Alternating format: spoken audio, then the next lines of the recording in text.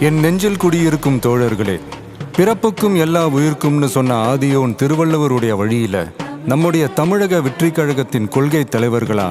பகுத்தறிவு பகலவன் தந்தை பெரியாரையும், பார்போற்றும் பெருந்தலைவர் காமராஜரையும், அரசியல் சட்ட மாமேதை டாக்டர் அம்பேத்கரையும், வீர தமிழ் மங்கை வேலு நாச்சியாரையும், மக்கள் சேவகர் அஞ்சலை அம்மாளையும் நம்முடைய அரசியல் வழிகாட்டிகளா ஏற்று சாதி மத பாலின பாகுபாடு இல்லாத சமத்துவ சமுதாயத்தை உண்டாக்க மதச்சார்பற்ற சமூக நீதி கொள்கைகள், அதாவது செக்யூலர் சோஷியல் ஜஸ்டிஸ் ஐடியாலஜிஸோட நம்ம தமிழக வெற்றி கழகத்தின் வழியா உங்களுக்காக உழைக்கணும்னு நான் வரேன்.